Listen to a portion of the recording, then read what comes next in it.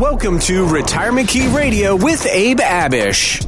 I don't mean to put you in the hot seat, Abe, but I do want to ask you a question that does resonate with me personally for obvious reasons. Sure. Once you hear it.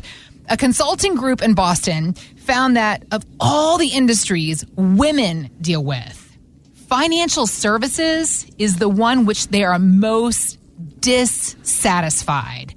Abe, you've got a team of women that work in your office.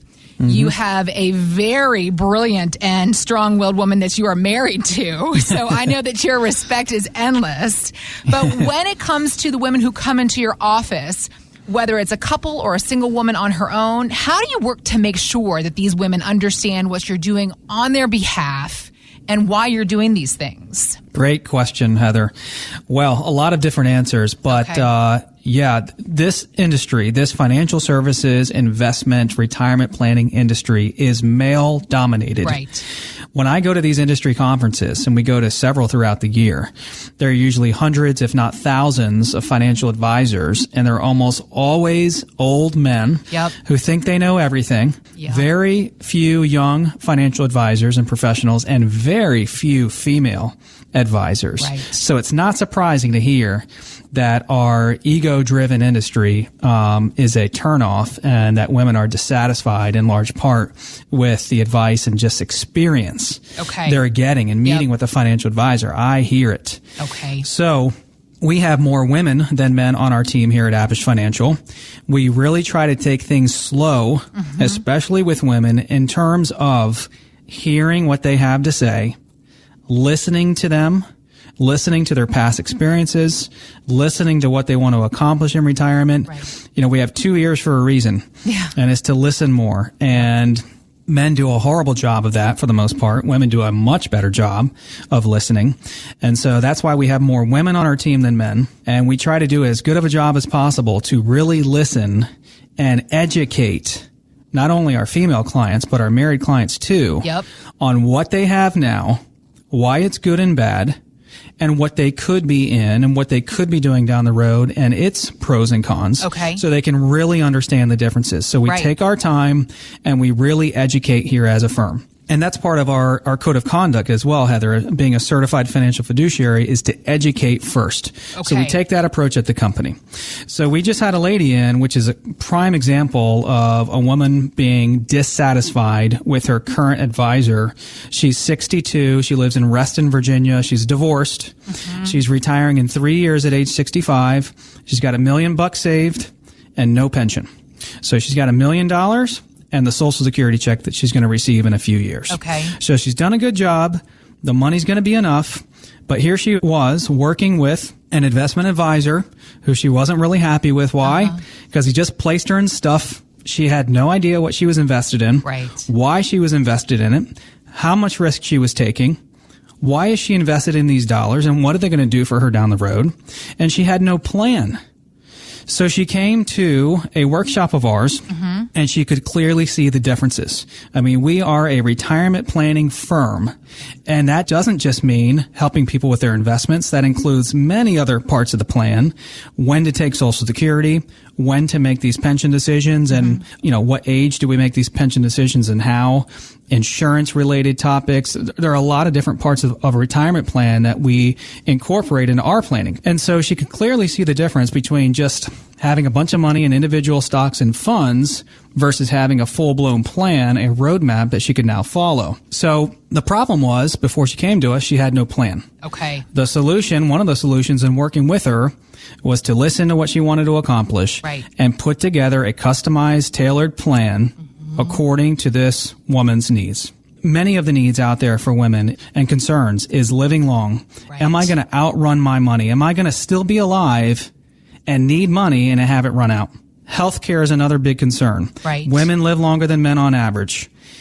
This lady's mother is still alive in her early 90s. Wow. And she's 62 and healthy. Yep. So she was concerned naturally with healthcare and who's going to take care of me if I need help at 92. If I live long and I have a healthcare event, do I have anything in my plan that can help me against this matter? Right. So these are a lot of the things that we addressed. And by listening and taking things slow and really educating and making sure, whether it's female or married couple, that they really understand where they are now and where they can be for the future, that's a really important thing. All right, let's talk about the market a little bit. A piece in Market Watch is saying good things for this year. There's a 73% chance that the stock market will end 2021 higher than it ended in 2020. If this is the case and we were to buy into this prediction, then why shouldn't we all be all in with the market right now? It's tempting not to be, isn't it, Heather? It really is. Well, you know, we never want to be all in anything, right? However, it's a great time to be investing right now, but we're telling all of our clients to be cautiously optimistic. Okay. Look, things are flying high. Bitcoin is through the roof, although we don't invest in that personally for our clients. Okay. But the market's flying high as well, ended with all-time historic highs at the end of 2020. It's continuing to look that way so far here in early 2021. And it is possible that we could end 2021 higher than we did in 2020. But we don't want to have all of our eggs in one basket. We want to be very well diversified. Right. And so that's what one of the recent couples that came into our office came in for. They've saved $3.5 million. So fantastic job of saving. And this is what we see often in this area, Heather, is people that are approaching retirement or just in with $1 million, $2 million, $3 million saved. So the savings isn't the problem, but they came in, they are in their early 60s. They live in Sterling, Virginia. $3.5 million saved, retiring in about 2 years.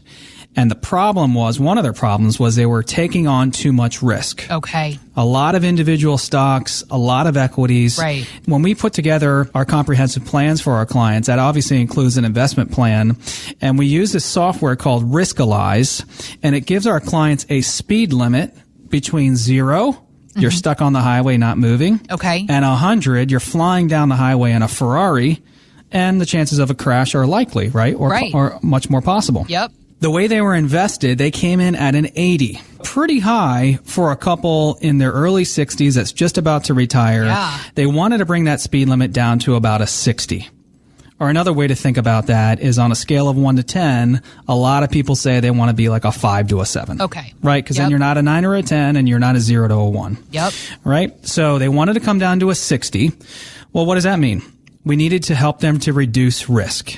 Okay. And one of the measures of risk is called standard deviation. Okay. It is a measure of risk that we use in our planning, and we have a huge eye on our clients' downsides and how much they could potentially lose in the market, as well as the returns on the upside. See, if we're just focused on the upside and what we could potentially earn, and we look at the past and we say, man, this thing could do 10, 15% or whatever it is, and we're not watching the downside and the risk we're taking, that is a problem.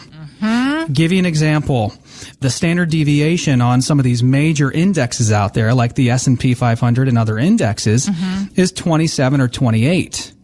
A lot of our portfolios, the standard deviation aims and shoots for a 6 to an 8. Okay. So if we can get S&P 500 like returns, or if we can kind of compete with the market and major indexes and overall market, and kind of be in that range long term with the portfolios with a much lower level of risk. Right. Who wouldn't want that? And you know what? Many pre-retirees and retirees want and need that. So we help them to really squeeze and press down standard deviation. Okay. We help them to bring that 80 down to a 60. And that's much more in line with where they wanted to be with the risk they're taking on their investments. That was one way that we helped this couple. Find out more at retirementkeyradio.com. Financial professionals are not licensed in all 50 states. To find out if Abraham Abish is licensed in your state, please call 571-577-9968. Abish Financial Services is not affiliated with nor endorsed by the Social Security Administration or any other government agency and does not provide legal or tax advice. Annuity guarantees rely solely on the financial strength and claims-paying ability of the issuing insurance company. By contacting us, you may be provided with information about insurance and annuity products offered through Abraham Abish, NPM number 770-3575.